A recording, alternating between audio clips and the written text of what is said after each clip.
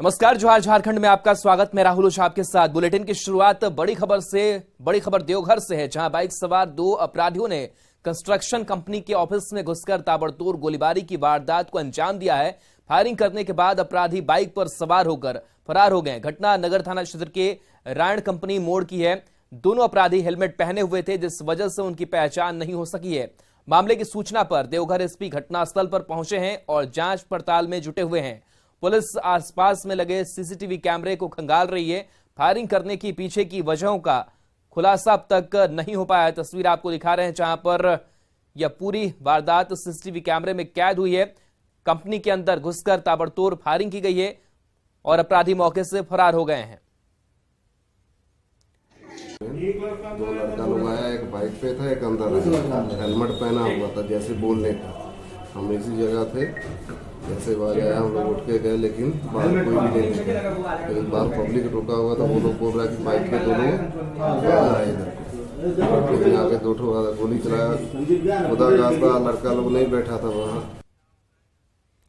गिरिडीह के देवरी प्रखंड के बेलदारी टोला समेत अन्य जगहों पर उत्पाद विभाग की टीम ने अवैध महुआ शराब निर्माण के खिलाफ छापेमारी की। इस दौरान विभाग ने हजारों लीटर जावा महुआ को नष्ट किया और सैकड़ों लीटर महुआ शराब को बरामद किया। साथ ही शराब बनाने वाली कई भट्टियों को भी ध्वस्त किया गया। छापेमारी की भनक लगते ही शराब तस्कर फरार हो गए। वहीं उत्पाद विभाग फरार तस्करों के खिलाफ उत्पाद अधिनियम के तहत कार्रवाई में जुट गई है। बेलदारी टोला में छापामारी किया गया। वहाँ 100 क्विंटल जावा महुआ लगभग बरामद हुआ था।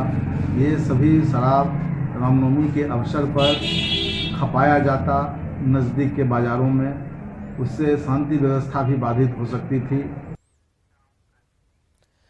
धनबाद के कई थाना क्षेत्रों में तेजी से कोयले की तस्करी की जा रही है। इसी को लेकर एक बार फिर से झरिया सीओ ने घनवाडी और लोधना ओपी क्षेत्र में छापेमारी की और करीब 40 टन कोयला जब्त किया है। साथ ही लोधना से 2 लोगों को शक के आधार पर गिरफ्तार भी किया गया है।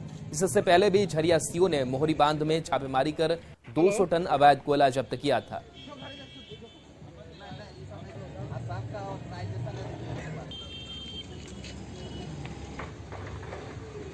रोड डिवीज़न है, इसलिए यहाँ पर दोनों एरिया का कोयला है। और लोधना में 4 नंबर में पकड़ाया है कोयला, और वहाँ पर भी 2 आदमी शक के आधार पर पकड़ा गया है। जल ही जीवन है, लेकिन रांची के लोग बूंद बूंद के लिए तरस रहे हैं। काके ब्लॉक के धनकचरा टोला गांव में लोग बूंद बूंद पानी के लिए तरस रहे हैं। ग्रामीणों को गर्मी के दिनों में नदी के बीच में गड्ढा खोदकर उससे पानी निकालते हैं। गांव के चापाकल सूख चुके हैं। इन ग्रामीणों से बात की हमारे सहयोगी गौरव झा ने।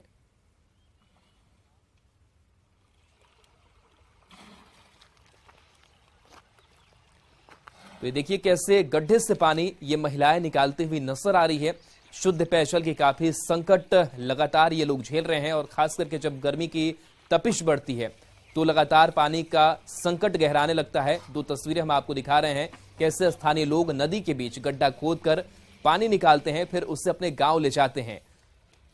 तो नदी से पानी लेकर के ग्रामीण नजर आ रहे हैं। आप समझ सकते हैं कि पानी की कितनी आवश्यकता होती है और बूंद बूंद के लिए यहाँ के लोग पानी के लिए तरसते नजर आ रहे हैं और काफी दूर दराज से इन गड्ढों से पानी निकाल करके ले जाते हैं और अपनी जरूरतों को ये पूरा कर रहे हैं।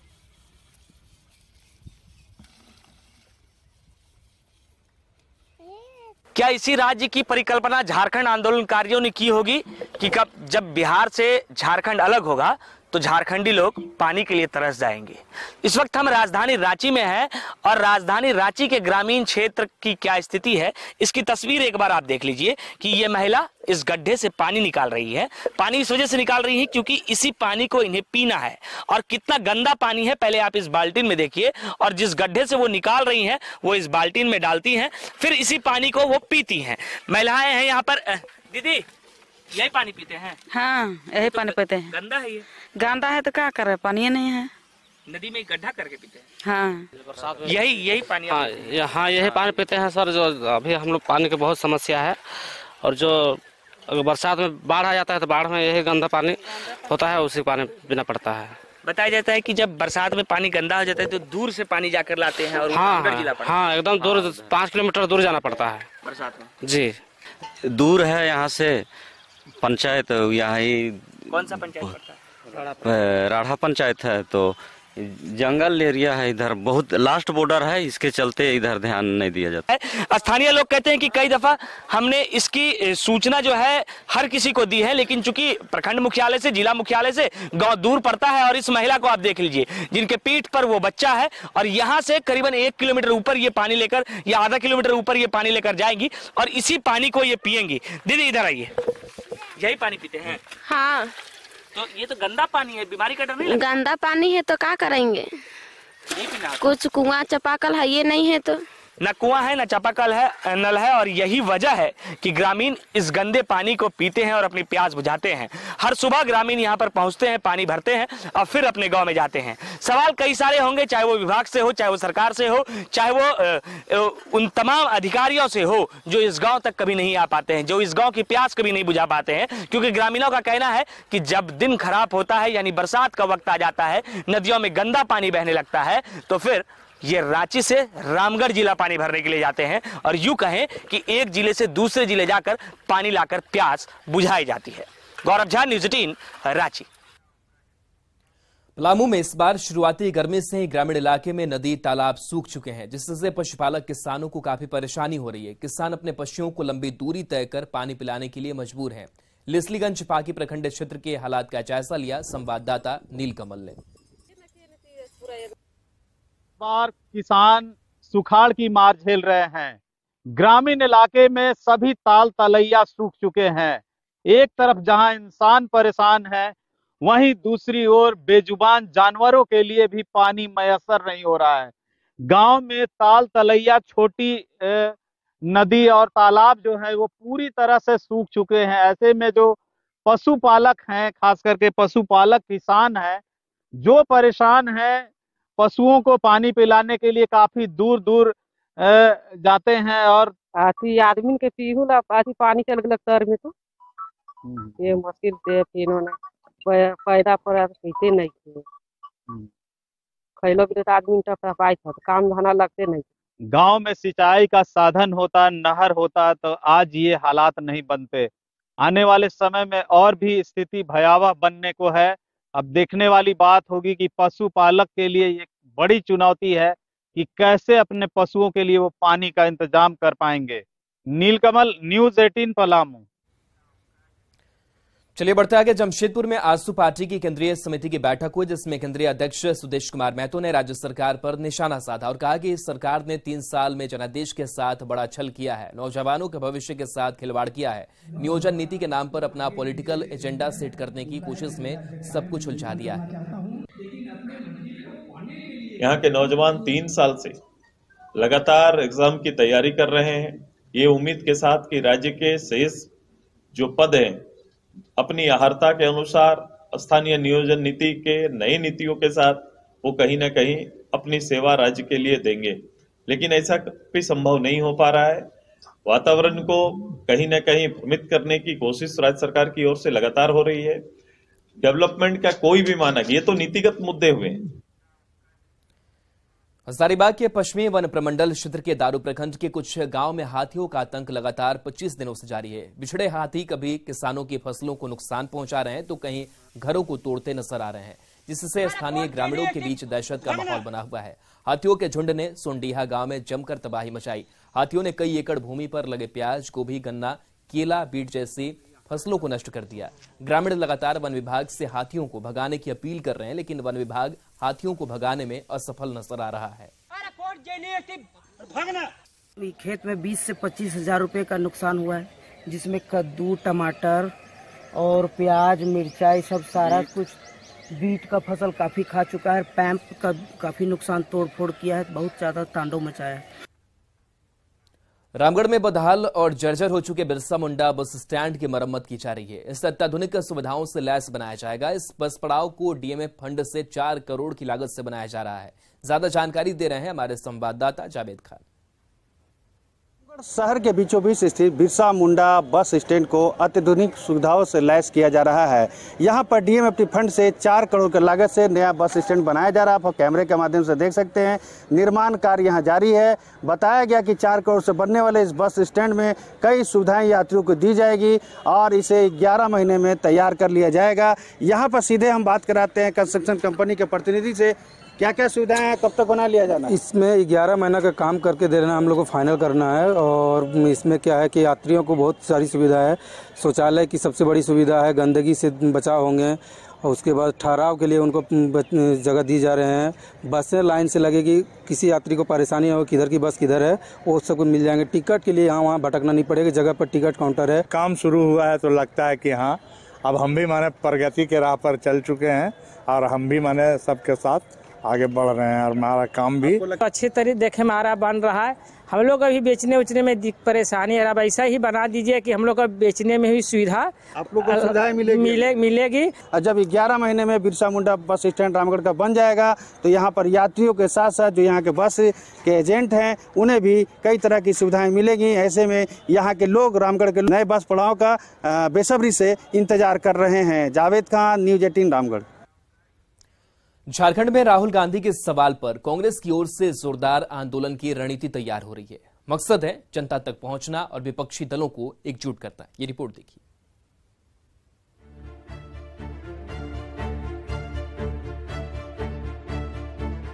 पूर्व कांग्रेस अध्यक्ष राहुल गांधी की संसद सदस्यता रद्द करने के फैसले के खिलाफ पार्टी की ओर से झारखंड में भी सड़क से सदन तक आंदोलन की तैयारी तेज हो गई है। रांची के विधायक क्लब हॉल में हुई पार्टी नेताओं और कार्यकर्ताओं की संकल्प बैठक में आने वाले समय में जोरदार आंदोलन करने की रणनीति पर चर्चा हुई। साथ ही गांव से लेकर प्रखंड, मंडल और हर जिले में कांग्रेस कार्यकर्ताओं और नेताओं की ओर से जन जागरण अभियान चलाने पर जोर दिया गया। आने वाले दिनों में झारखंड प्रदेश कांग्रेस कमेटी के नेतृत्व में और अखिल भारतीय कांग्रेस कमेटी के निर्देशानुसार पूरे प्रदेश के अंदर में यहां संकल्प लिया गया है कि एक लोगों के बीच में लोकतंत्र बचाओ जन जागरण का अभियान हम शुरू करने जा रहे हैं। झारखंड में जेएमएम के साथ सरकार चला रही कांग्रेस पार्टी राहुल गांधी के मुद्दे पर गांव-गांव में शुरू हो रहे आंदोलन के जरिए जमीनी स्तर तक मतदाताओं तक पहुंचने की कोशिश में तो है ही, आंदोलन के बहाने विपक्षी दलों को एकजुट करने के मिशन में भी जुटी हुई है। क्योंकि अगले साल आम चुनाव होने वाले हैं। पूरे देश में गरमा रहे इस मुद्दे ने कांग्रेस को बीजेपी पर हमला करने का बड़ा मौका दे दिया है। तो झारखंड के नेता भी केंद्र सरकार को निशाना बनाने का कोई मौका नहीं छोड़ रहे हैं।